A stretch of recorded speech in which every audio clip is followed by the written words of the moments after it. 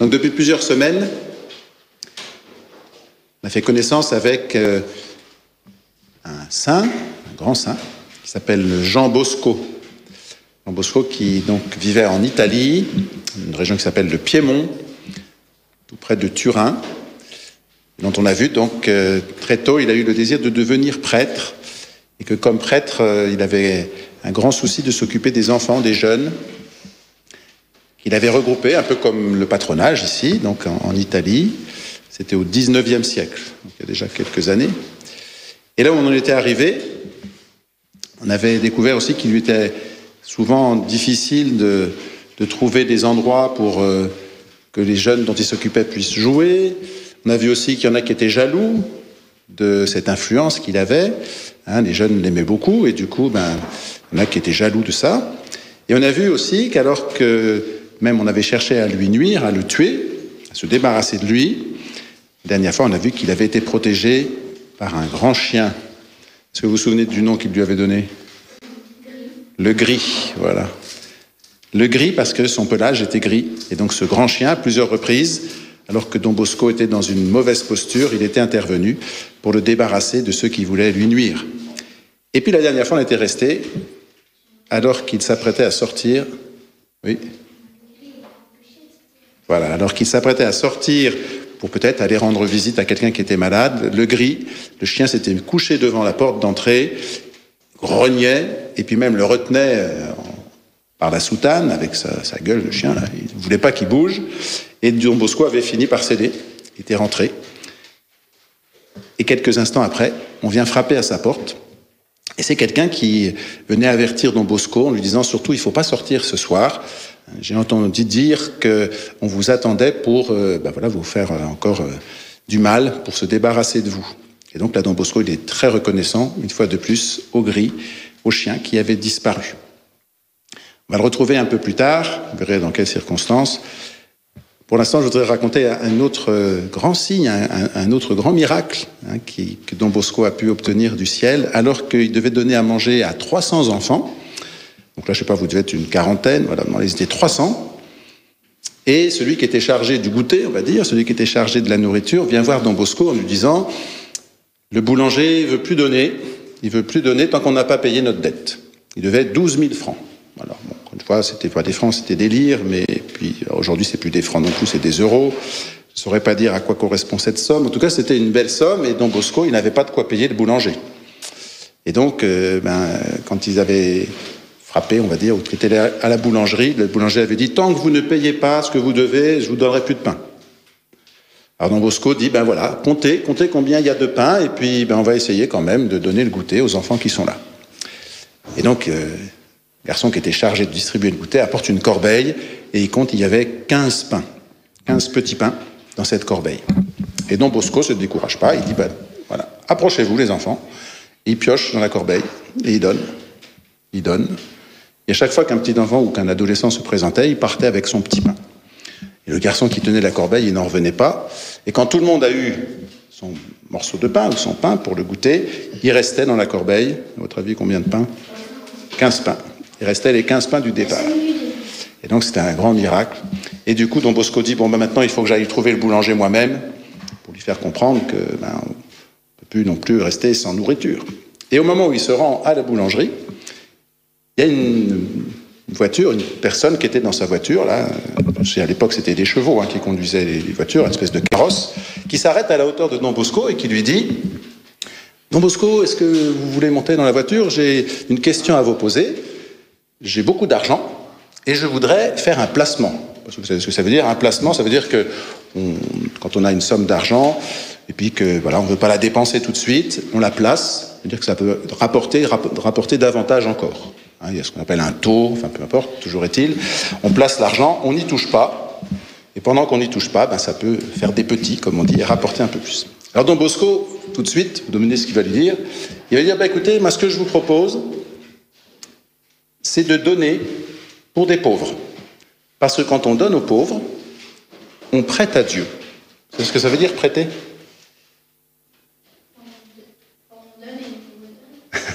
Quand on prête quelque chose à quelqu'un, on espère quoi ? Qu'il va nous le rendre. Voilà. Donc Don Bosco, il dit à la dame, vous allez donner aux pauvres, et si vous donnez aux pauvres, c'est comme si vous prêtiez à Dieu, et Dieu va vous le rendre. Il va vous le rendre au centuple. Alors la dame, elle dit, vous manquez pas d'audace, mais d'accord. Donc il me dit, on va aller ensemble chez le boulanger pour que vous payiez notre dette au boulanger. Et c'est ce qui se passe. D'abord, le boulanger, quand il a vu arriver Don Bosco, il dit, non, pas question. Vous, je vous connais.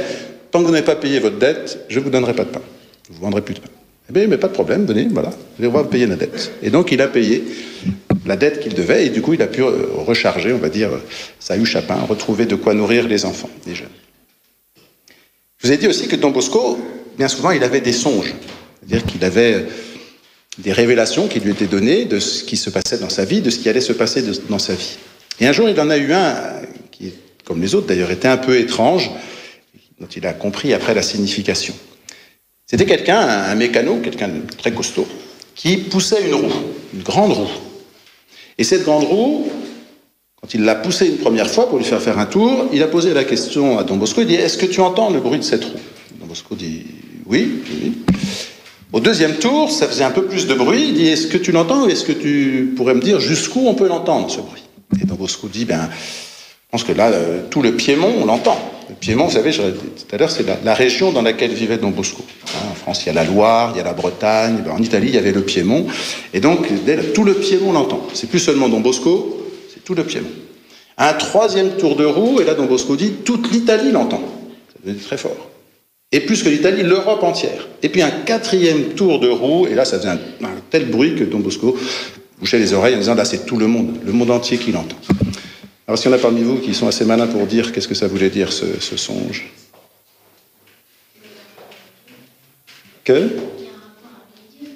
Alors avec Dieu, moins avec Dieu qu'avec l'œuvre de Don Bosco. Qui passe de l'argent pauvre? Non, du monde entier. C'est-à-dire qu'effectivement, oui Josias.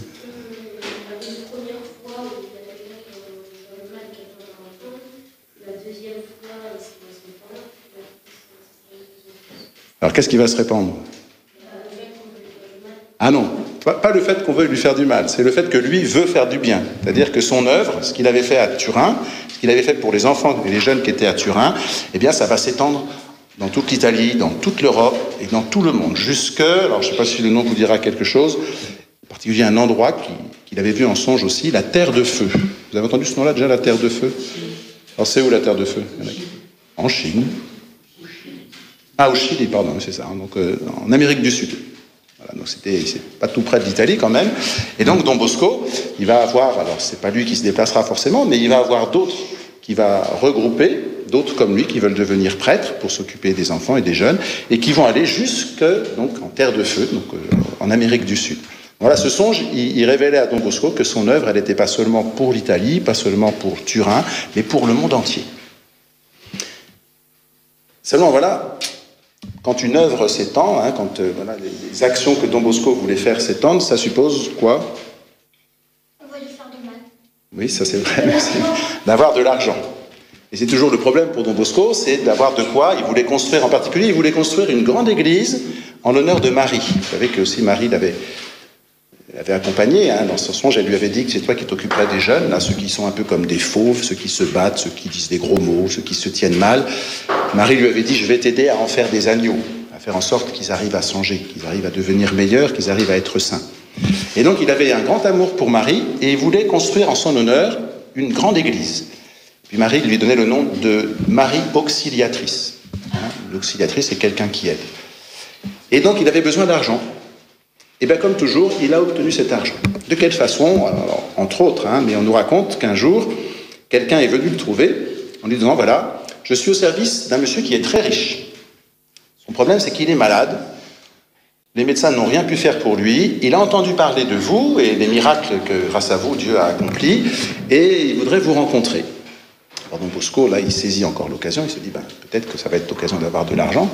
Il se présente donc chez ce monsieur qui est couché dans son lit, sans pouvoir bouger, et qui lui explique. Ça fait 3 ans, 3 ans c'est long, 3 ans que je suis dans mon lit sans pouvoir bouger, les médecins n'ont rien fait, j'espère que vous allez pouvoir obtenir de Dieu un miracle.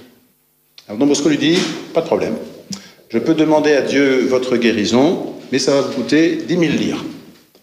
Alors là, le monsieur, il n'en revient pas, il dit quand même, Vous allez fort, c'est beaucoup. Il me dit, si vous voulez guérir, oui.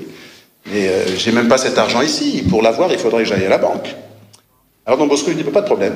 Vous allez vous lever, vous allez vous demander qu'on vous apporte vos habits, mais je me suis pas levé depuis 3 ans. Mais moi, je vous le dis, faites confiance. Et effectivement, monsieur se lève, va à la banque avec Don Bosco, et quand il revient, le médecin qui avait été appelé en catastrophe le trouve debout, assis même dans sa maison. Il était rentré en train de manger. Le médecin lui dit, mais qu'est-ce que vous faites? C'est une imprudence. Il dit, écoutez, jusqu'à présent, vous n'avez rien fait pour moi.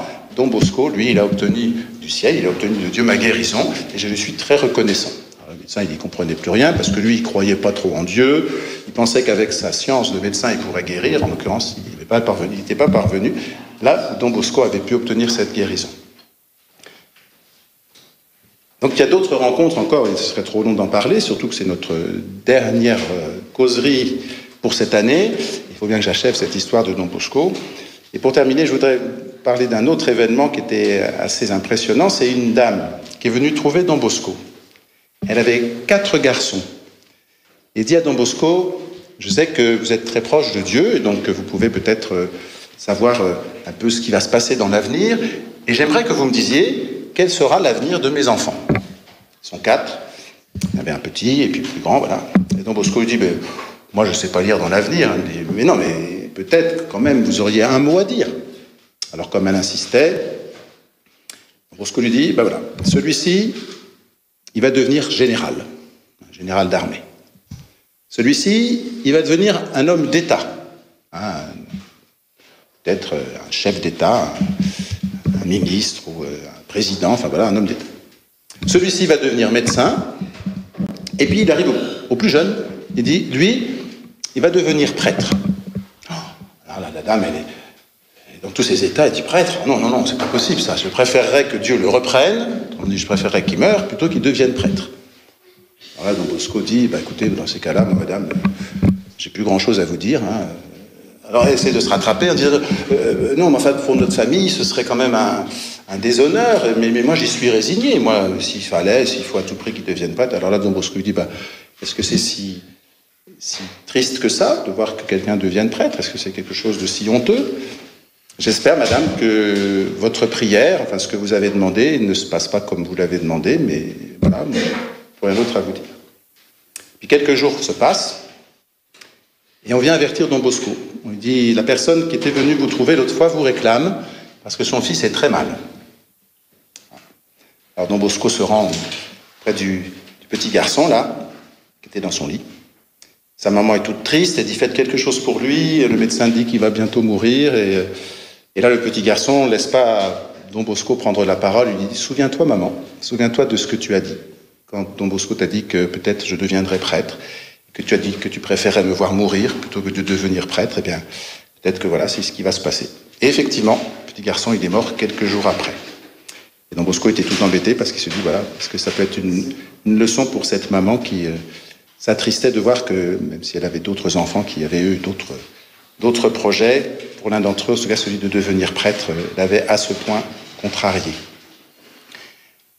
La joie de Don Bosco, quand même, c'est que parmi justement les enfants ou les jeunes dont il s'est occupé, d'autres vont devenir prêtres. Et d'autres même vont lui succéder, c'est-à-dire qu'il va mourir, il va être très épuisé. Encore une fois, il faut que j'aille un peu vite parce que l'histoire s'achève, mais on n'aura pas l'occasion d'en reparler.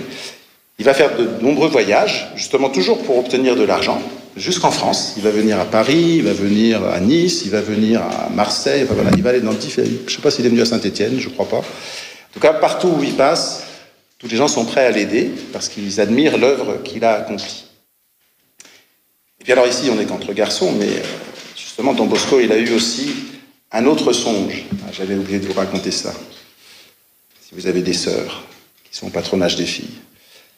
Il a eu un songe où justement des fillettes, des petites filles, s'adressaient à lui en disant « Mais et nous?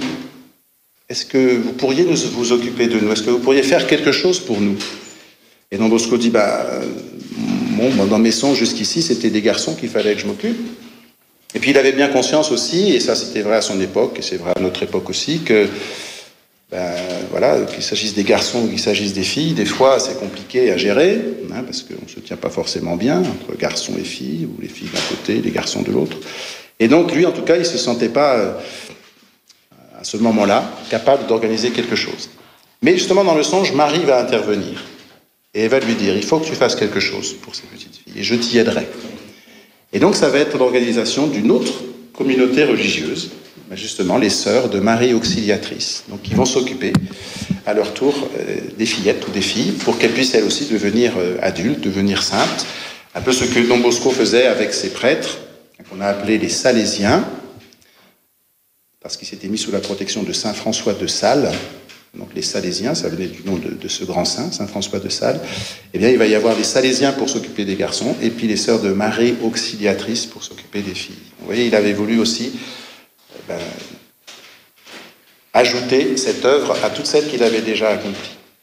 Et sa vie est bien remplie, et jusqu'au dernier moment, jusqu'au moment où il va mourir, il va avoir un grand souci de ses enfants, de ses jeunes, qu'il aimait beaucoup. Je vous avais dit, une fois qu'il était tombé très malade, ils avaient prié pour lui, ils avaient été très tristes à l'idée de perdre leur père. Et là, il y en a encore qui veulent venir se confesser à lui, ils sont 16 ou 17 qui attendent à côté de son bureau, là. Et Don Bosco ne refuse pas de les recevoir. Et c'est quelques jours après qu'il va mourir. Et effectivement, alors ce sera à la fois une grande tristesse, mais aussi de voir que tous ceux qui ont bénéficié de ces services sont devenus, parce que peut-être pas tous, mais le plus grand nombre des saints, et parmi eux des prêtres, qui à leur tour se sont occupés aussi des jeunes. Donc voilà, je vous propose pour terminer de nous confier tous à Don Bosco.